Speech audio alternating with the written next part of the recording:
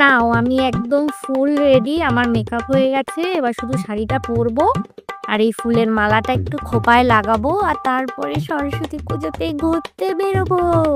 শিগগির চলো, তাড়াতাড়ি রেডি হও, তাড়াতাড়ি তাড়াতাড়ি তাড়াতাড়ি। আমার খুব শরীর খারাপ, কাল জ্বর, কোথাও ঘুরতে যেতে পারবো না, শরীরটা খুব খারাপ, বাবা ঠান্ডা লাগছে। ও, তা তোমার জ্বর এসছে?